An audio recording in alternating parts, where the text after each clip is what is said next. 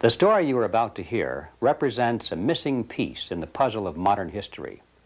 Without this knowledge, many contemporary events are simply beyond understanding. You are about to hear a man tell you that the major tax-exempt foundations of this land, since at least 1945, have been operating to promote a hidden agenda. And that agenda has nothing to do with the surface appearance of charity, good works, or philanthropy.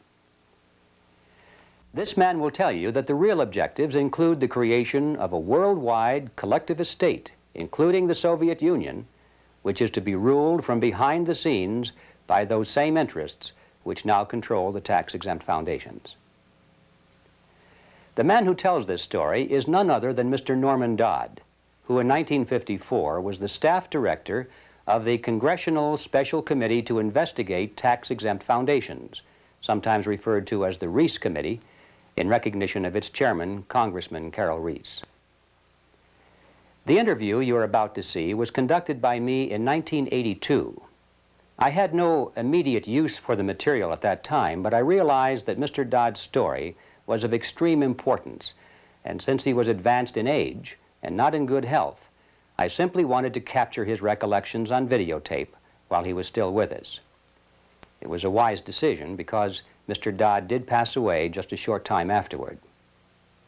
In recent months, there has been a resurgence of interest in the substance of Mr. Dodd's story, and we have decided to make it available to the general public. And so what now follows is the full, unedited interview, broken occasionally only for a tape change or to omit the sound of a passing airplane. It stands on its own as an important piece in the puzzle of modern history. Mr. Dodd, let's begin this interview by a brief statement for the record, telling us who you are, what your background is, and your qualifications to speak on this subject. Well, Mr. Griffin, as for who I am just, as the name implies, an individual born in New Jersey and educated in private schools, eventually in a school called Andover, Massachusetts, and then Yale University, and running through my whole period of being brought up and growing up, I have been an indefatigable reader, and I have had one major interest, and that was this country, as I was led to believe it was originally founded. And I entered the world of business knowing absolutely nothing about how that world operated, and realized that the only way to find out what that world was consisted of would be to become part of it. And I then acquired some experience in the manufacturing world, and then in the world of international communication, and finally chose banking as the field I wished to devote my life to. And I was fortunate enough to secure a position in one of the important banks in New York, and lived there. I lived through the conditions which led up to what is known as the crash of 1929, and I witnessed what is tantamount to a collapse of the structure of the United States as a whole. And much to my surprise, I was confronted by my superiors with in the middle of the panic in which they were immersed, I was confronted with the question, Norm, what do we do now? I was 30 at the time, and I had no more right to have an answer to that question than the man in the moon. However, I did manage to say to my superiors, gentlemen, you take this experience as proof of something that you do not know about banking. And you better go find out what that something is and act accordingly. 4 days later, I was confronted by the same superiors with a statement to the effect that, Norm, you go find out. And I really was fool enough to accept that assignment, because it meant that you were going out to search for something and nobody could tell you what you were looking for. But I felt so strongly on the subject that I consented to. I was relieved of all normal duties inside the bank. And 2.5 years later, I felt that it was possible to report back to those who had given me this assignment. And so I rendered such a report. And as a result of the report I rendered, I was told the following: Norm, what you're saying is we should return to sound banking. And I said, yes, in essence, that's exactly what I'm saying. Whereupon I got my first shock, which was a statement from them to this effect: we will never see sound banking in the United States again. And they cited chapter and verse to support that statement. And what they cited was as follows: since the end of World War I, we have been responsible for what they call the institutionalizing of conflicting interests. And they are so prevalent inside this country that they can never be resolved. This came to me as an extraordinary shock, because the men who made the statement were men who were deemed as the most prominent bankers in the country. The bank of which I was a part was spoken of as a Morgan bank. And coming from men of that caliber, a statement of that kind made a tremendous impression on me. And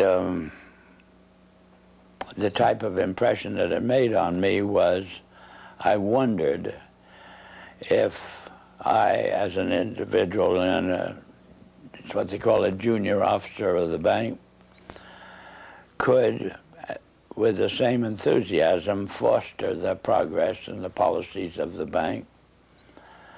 I spent about a year trying to think this out and came to the conclusion that I would have to resign. I did resign, and as a consequence of that, had this experience. When my letter of resignation reached the desk of the president of the bank, he sent for me. And then I came to visit with him, and he stated to me, Norm, I have your letter, but I don't believe you understand what's happened in the last 10 days. And I said, no, Mr. Cochran, I have no idea what's happened. Well, he said, the directors have never been able to get your report to them out of their mind. And as a result, they have decided that you, as an individual, must begin at once, and you must reorganize this bank in keeping with your own ideas. And he then said, now, can I tear up your letter? And inasmuch as what had been said to me was offering me, at the age of, by then, 33, about as fine an opportunity for service to the country as I could imagine, I said yes. And they said they wished me to begin at once. And I did, and suddenly, in the span of about 6 weeks, I was not permitted to do another piece of work. And every time I brought the subject up, I was kind of patted on the back and said, and told, stop worrying about it, Norm. Pretty soon you'll be a vice president, and then you will have quite a handsome salary and ultimately be able to retire on a very worthwhile pension. In the meantime, you can play golf and tennis to your heart's content on weekends. Well, Mr. Griffin, I found I couldn't do it. I spent a year with figuratively with my feet on the desk doing nothing, and I just couldn't adjust to it. So I did resign.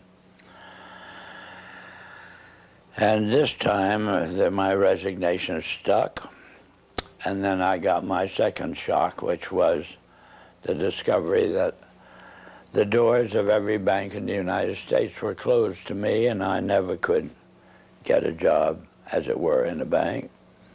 So I found myself, for the first time since I'd graduated from college, out of a job.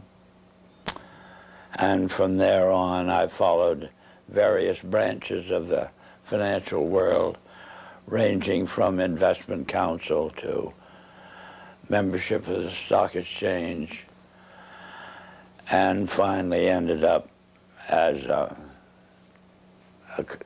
an advisor to a few individuals who had capital funds to look after. In the meantime, my major interest became very specific, which was to endeavor, by some means, of getting the educational world to actually, you might say, teach the subject of economics realistically and move it away from the support of various speculative activities that characterize our country. And I have had that interest, and you know how as you generate a specific interest, you find yourself gravitating toward persons with similar interests. And ultimately, I found myself kind of the center of the world of dissatisfaction with the direction that this country was headed. And that's on one direction, and this same way I found myself in contact with many individuals who, on their own, had done a vast amount of studying and research in areas which were part of the problem. And well, Mr. Dodd, if I may interrupt here for a second, at what point in your career did you become connected with the Reece Committee? 1953. 1953. Yeah. And what was that capacity, sir? That was the capacity of what they call Director of Research for the Reece Committee. Can you tell us what the Reece Committee was attempting to do?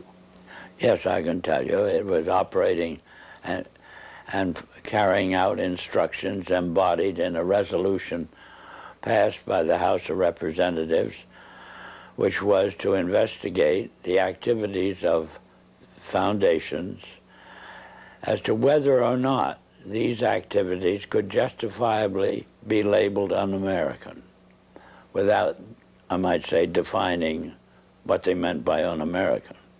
But that was the resolution, and the committee had then the task of selecting a council, and the council in turn had the task of selecting a staff, and he had to have somebody who would direct the work of that staff.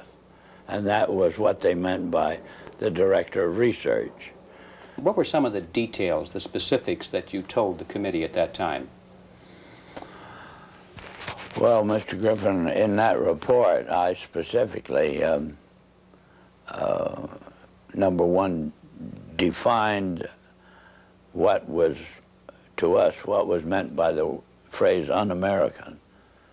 And we defined that in our way as being a determination to effect changes in the country by unconstitutional means. We have plenty of constitutional procedures, assuming that we wish to effect a change in the form of government or that sort of thing. And therefore, any effort in that direction which did not avail itself of the procedures which were authorized by the Constitution could be justifiably called un-American. That was the start of educating them up to that particular point. The next thing was to educate them as to the effect on the country as a whole of the activities of large endowed foundations over the then past 40 years. What was that effect, sir? That effect was to orient our educational system away from support of the principles embodied in the Declaration of Independence and implemented in the Constitution, and educated them over to the idea that the task now was, as a result of the orientation of education, to away from these briefly stated principles and self-evident truths. And that's what had been the effect of the wealth which constituted the endowments of those foundations that had been in existence over the largest portion of the span of 50 years, and holding them responsible for this change. And what we were able to bring forward was that what we had uncovered was the determination of these large endowed foundations through their trustees to actually get control over the content of American education. There's quite a bit of publicity given to your conversation with Rowan Gaither. Would you please tell us who he was and what was that conversation you had with him? Rowan Gaither was at that time president of the Ford Foundation. And Mr. Gaither had sent for me when I found it convenient to be in New York, asked me to call upon him at his office, which I did.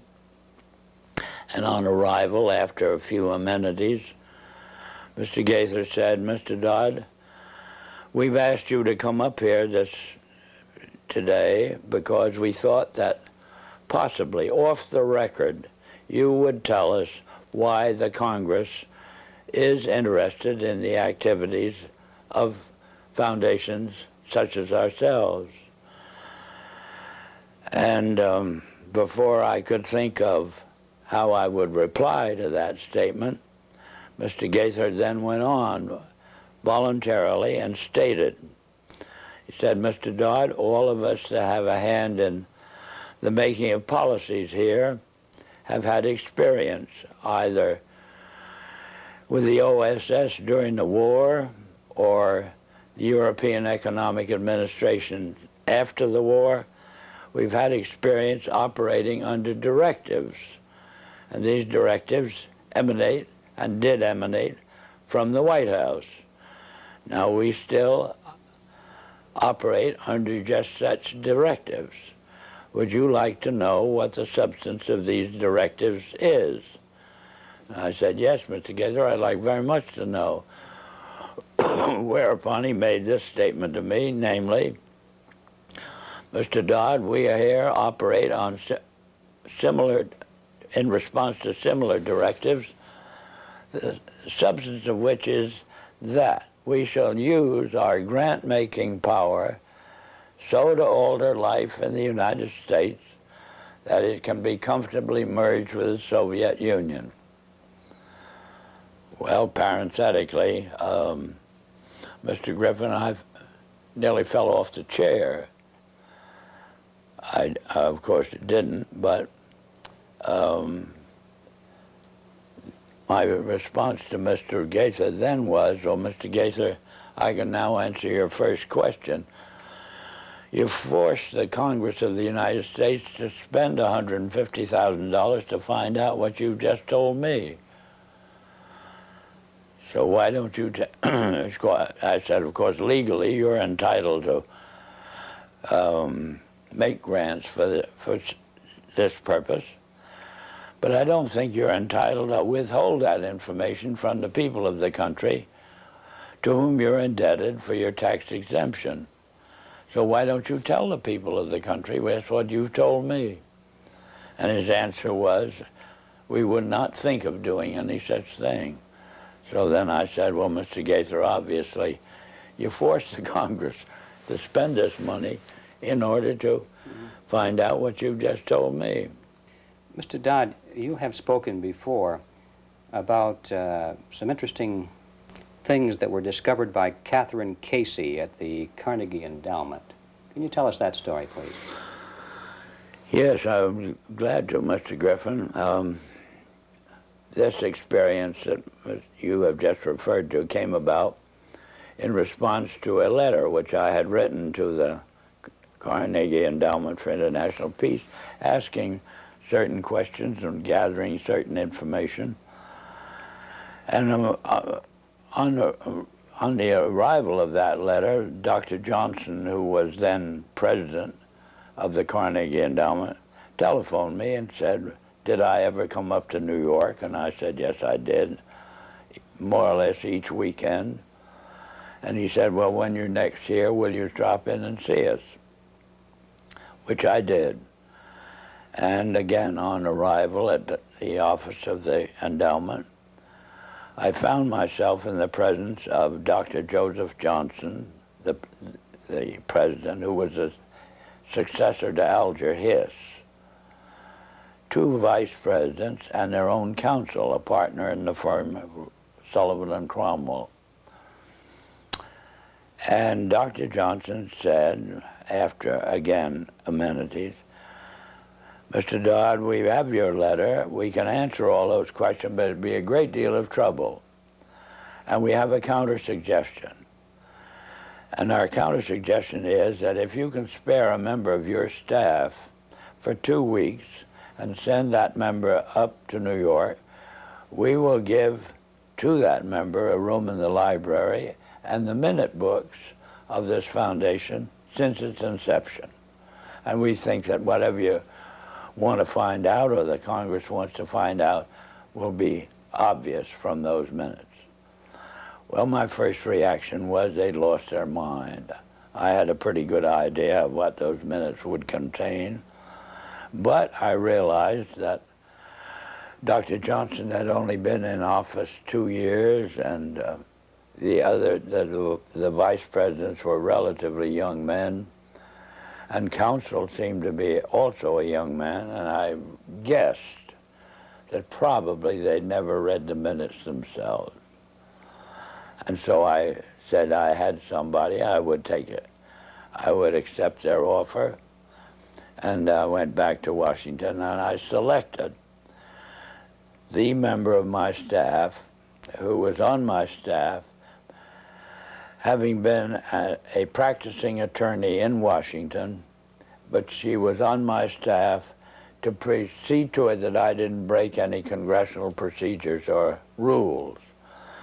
In addition to which, she was unsympathetic to the purpose of the investigation. She was level-headed and a very reasonably brilliant, capable lady. And her attitude toward the investigation was, what could possibly be wrong with foundations? They do so much good. Well, in the face of that sincere conviction of Catherine's, I went out of my way not to prejudice her in any way. But I did explain to her that she couldn't possibly cover 50 years of handwritten minutes in 2 weeks. So she would have to do what we call spot reading. and I blocked out certain periods of time to concentrate on. And off she went to New York. She came back at the end of 2 weeks with the following in the way of, on dictaphone belts. We are now at the year 1908, which was the year that the Carnegie began operations. And in that year, the trustees, meeting for the first time, raised a specific question, which they discussed throughout the balance of the year in a very learned fashion. And the question is there any means known more effective than war, assuming you wish to alter the life of an entire people? And they conclude that no more effective means than war to that end is known to humanity. So then in 1909 they raised the second question and discussed it, namely, how do we involve the United States in a war? Well, I doubt at that time if there was any subject more removed from the thinking of most of the people of this country than its involvement in a war. There were intermittent shows in the Balkans, but I doubt very much if many people even knew where the Balkans was. Then finally, they answer that question as follows. We must control the State Department. And then that very naturally raises the question of how do we do that?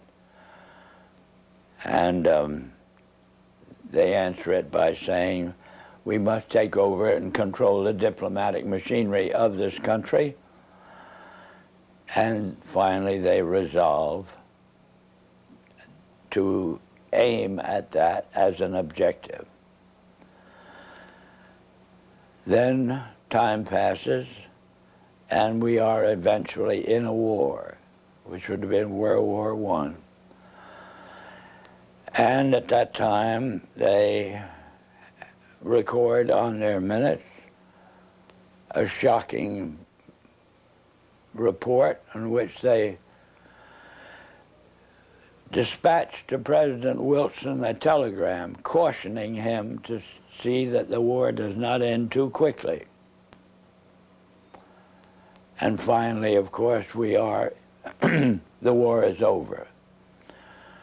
At that time, their interest shifts over to preventing what they call a reversion of life in the United States to what it was prior to 1914, when World War I broke out.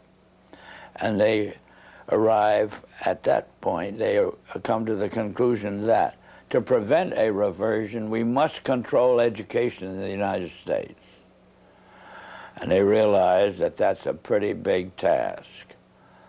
So it's, to them, it is too big for them alone, so they approach the Rockefeller Foundation with the suggestion that that portion of education which could be considered domestic be handled by the Rockefeller Foundation, and that portion which is international should be handled by the endowment. And they then decide that the key to the success of these two operations lay in an alteration in the teaching of American history. So they approach 4 of the then most prominent teachers of American history in the country, people like Charles and Mary Bird, and their suggestion to them is, will they alter the manner in which they present this subject, and they get turned down flat. So they then decide that it is necessary for them to do, as they say, build our own stable of historians. And then they approach the Guggenheim Foundation, which specializes in fellowships, and say, when we find young men in the process of studying for doctorates in the field of American history, and we feel that they are the right caliber. Will you grant them fellowships on our say-so? And the answer is yes. So under that condition, eventually they assemble 20. And they take this 20 potential teachers of American history to London, and there they're briefed into what is expected of them when, as and if they secure appointments in keeping with the doctorates they will have earned. And that group of 20 historians ultimately becomes the nucleus of the American Historical Association. And then toward the end of the 1920s, the endowment grants to the American Historical Association $400,000 for a study of our history in a manner which points to what can this country can it look forward to in the future. And that culminates in a 7-volume study, the last volume of which is, of course, in essence, a summary of the contents of the other 6. And the essence of the last volume is the future of this country belongs to collectivism administered with characteristic American efficiency. That's the story that ultimately grew out of, and of course was what could have been presented by the members of this congressional committee to the Congress as a whole for just exactly what it said. But they never got to that point. This is the story that emerged from the minutes of the Carnegie Fund. That's right. The Carnegie Endowment That's Fund. right. And so... It was official to that extent. I see. And Catherine Casey brought all of these back in the form of dictated notes or verbatim readings of the minutes. On dictaphone belts. Are those in existence today? I don't know. But if they are, they're somewhere in the archives under the control of the Congress, House of Representatives. How many people actually heard those, or were they typed up transcripts made of them? How many people actually heard those recordings? Oh, 3 maybe. Myself, my top assistants, and Catherine. Yeah, I might tell you this experience as far as its impact on Catherine Casey was concerned was she never was able to return to her law practice. If it hadn't been for Carol Reece's ability to tuck her away on a job with the Federal Trade Commission, I don't know what would have happened to Catherine, but ultimately she lost her mind as a result of it. Terrible shock to her. It's a very rough experience to encounter proof of these kinds. Mr. Dodd, what kind, well, can you summarize the opposition to the committee, the Reece Committee, and particularly the efforts to sabotage the committee? Well, they began right at the start of the work of an operating staff, Mr. Griffin, and it began on the day in which the committee met for the purpose of consenting to or confirming my appointment to the position of Director of Research. Thanks to the abstention of the minority members of the committee, that is the 2 Democratic members, from voting, why technically I was unanimously appointed. And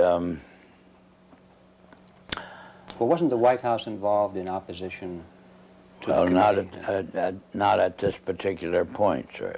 Mr. Reece ordered counsel and myself to visit Wayne Hayes. And Wayne Hayes was the ranking minority member of the committee as a Democrat. So we, counsel and I, had to go down to Mr. Hayes' office, which we did. Mr. Hayes greeted us with the flat statement directed primarily to me, which was that I am opposed to this investigation. I regard it as nothing but an effort on the part of Carol Reece to gain a little prominence, and so I'll do everything I can to see that it fails. Well, I am kind of a strange personality in the sense that a challenge of that nature interests me. Our counsel withdrew. He went over and sat on a couch on Mr. Reece's office and pouted. But I sort of took up this statement of Hayes as a challenge and set myself the goal of winning him over to our point of view. And I started by noticing on his desk that there was a book.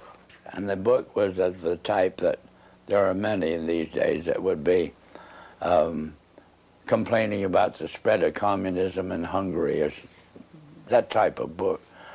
And this meant to me that at least Hayes read a book. And so I brought up the subject of the spread of the influence of the Soviet world, and for 2 hours discussed this with Hayes, and finally ended up with his rising from his desk and saying, Norm, if you will carry this investigation toward the goal as you've outlined it to me, I'll be your biggest supporter. I said, Mr. Hayes, I can assure you that I will not double-cross you. Subsequently, Mr. Hayes sent word to me that he was in the Bethesda hospital with an attack of ulcers, but would I come and see him, which I did. He then said, Norm, the only reason I've asked you to come out here is I just want to hear you say again, you will not double-cross me. I gave him that assurance, and that was the basis of our relationship. Meantime, counsel took the attitude expressed in these words, Norm, if you want to waste your time with this guy, as he called him, you can go ahead and do it, but don't ever ask me to say anything to him under any condition on any subject. So, in a sense, that cleared the decks for me to operate in relation to Hayes on my own. And as time passed, Hayes offered friendship, which I hesitated to accept because of his vulgarity. And I didn't want to get mixed up with him socially under any condition. Well, that was our relationship for about 3 months, and then eventually I had occasion to add to my staff, and as a result of adding to my staff a top-flight intelligence officer, both the Republican National Committee and the White House were resorted to stop me from continuing this investigation in the direction that Carol Reece had personally asked me to do, which was to utilize this investigation, Mr. Griffin, to uncover the fact that this country had been the victim of a conspiracy. That was Mr. Reece's conviction. I eventually agreed to carry it out. I explained to Mr. Reece that his own counsel wouldn't go in that direction. He gave me permission to disregard our own counsel.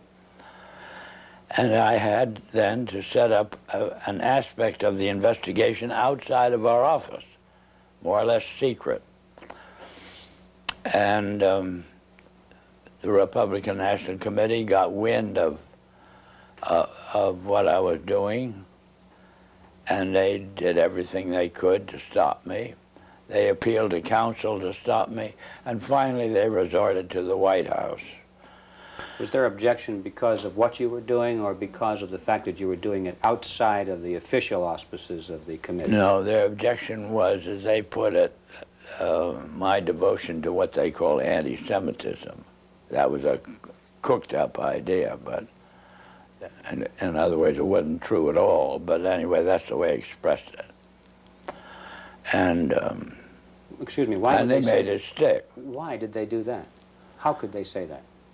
Well, they could say it, Mr. Griffin, but they had to have something in the way of a rationalization of their decision to do everything they could to stop the completion of this investigation in the direction that it was moving, which would have been an exposure of this Carnegie endowment story and the Ford Foundation and the Guggenheim and the Rockefeller Foundation, all working in harmony toward the control of education in the United States.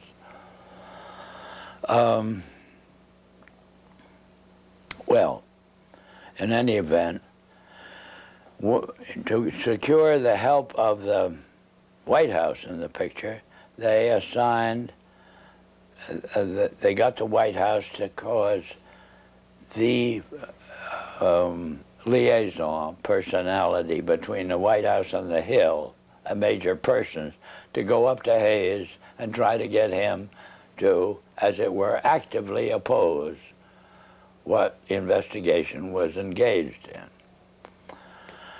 And Hayes very kindly then would listen to this visit from Major Person. Then he would call me and say, "Norm, come up to my office. I have a good deal to tell you." I would go up. He'd tell me, "I've just had a visit from Major Person, and he wants me to break up this investigation." So I then say, "Well, Wayne, what did you do? What did you say to him?" He said, "I just told him to get the hell out." And he did that 3 times, and I got pretty proud of him in the sense that he was, as it were, backing me up. And we finally embarked upon hearings at Hayes' request, because he wanted to get them out of the way before he went abroad in the summer. And but why were the hearings finally terminated? What happened to the committee? What happened to the committee or the hearing? Or the hearings. The hearings. Oh, the hearings were terminated. Carol Reece was up against such a furor as Hayes, through the activity of our own counsel. Hayes became convinced that he was being double-crossed, and he put on a show in a public hearing room, Mr. Griffin, that was an absolute disgrace. And he called Carol Reece publicly every name in the book, and Mr. Reece took this as proof that he couldn't continue the hearings.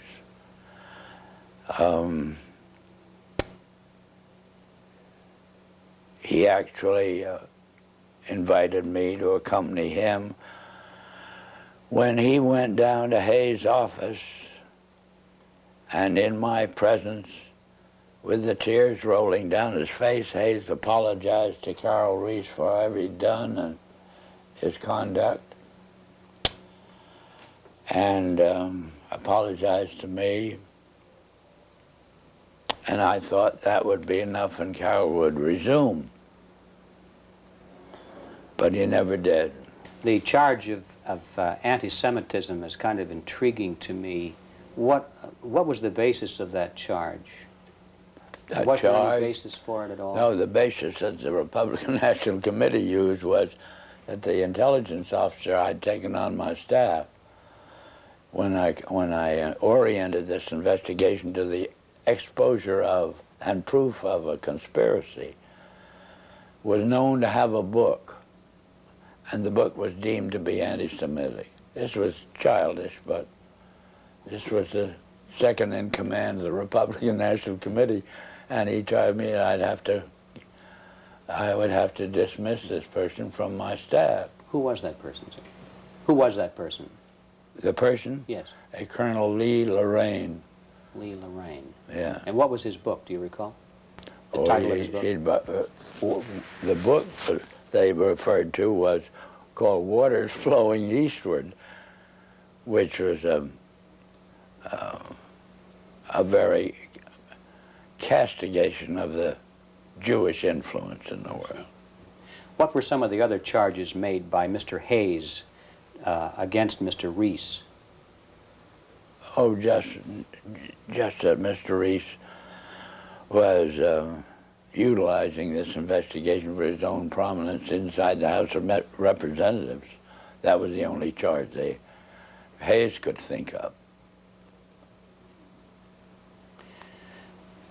How would you describe the motivation of the people who created the foundations, the big foundations in the very beginning? What is, or what was their motivation? Their motivation, well, let's take Mr. Carnegie as an example. His publicly declared and steadfast interest was to counteract the departure of the colonies from Great Britain. He was devoted to just putting the pieces back together again. Would that have required the collectivism that they were dedicated to? No. These policies or the foundation's allegiance to these un-American concepts are all traceable to the transfer of the funds over into the hands of trustees, Mr. Griffin. Not to men who had a hand in the creation of the wealth that led to the endowment of, or as a use of that wealth for what we would call public purposes. It was a subversion of the original intent then. Oh, yeah, completely so. And that we got into the world traditionally of bankers and lawyers. How do you see that the purpose and direction of the major foundations has changed over the years to the present? What is it today? Whole 100% behind meeting the cost of education such as it is presented through the schools and colleges of the United States on the subject of our history has proven our original ideas to be no longer practical. The future belongs to a collectivistic concept, and there's just no disagreement on this. Why do the foundations generously support communist causes in the United States? Well, because to them, what communism represents a means of developing what we call a monopoly. That is, the organization, we'll say, of large-scale industry into an administrable unit. Do they think that they will be one of the administrators? They will be the beneficiaries of it, yes.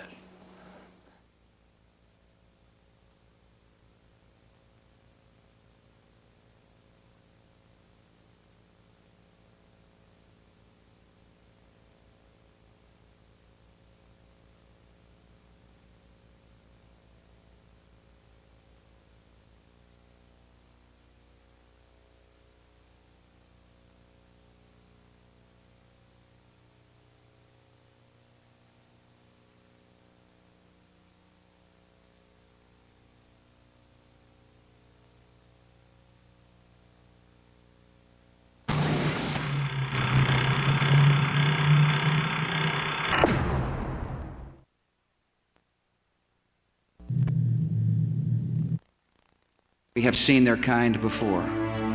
They are the heirs of all the murderous ideologies of the 20th century. By sacrificing human life to serve their radical visions, By abandoning every value except the will to power, they follow in the path of fascism, Nazism, and totalitarianism. And they will follow that path all the way to where it ends, in history's unmarked grave of discarded lies.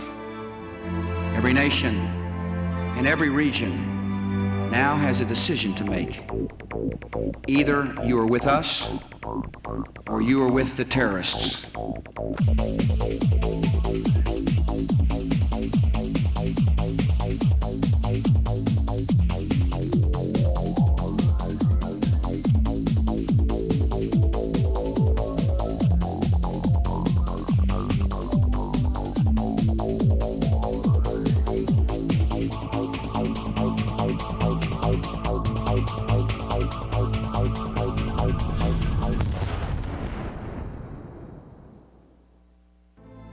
Freedom and fear are at war. The advance of human freedom, the great achievement of our time and the great hope of every time, now depends on us. Our nation, this generation, will lift a dark thread of violence from our people and our future. When freedom is lost, it is lost forever. We are losing the right to make our own determinations about what we think, what we eat, how we protect our health, how we protect our children, and whether, in fact, we are members of a free and democratic society. The purpose of education in America today is not education. It is indoctrination, in internationalism, in collectivism, and in atheism, and they're doing a wonderful job. They have to destroy the United States Constitution and our way of life. And they've got to do so in such a way that will actually embrace it. You have to get a hold of the minds of the young. Why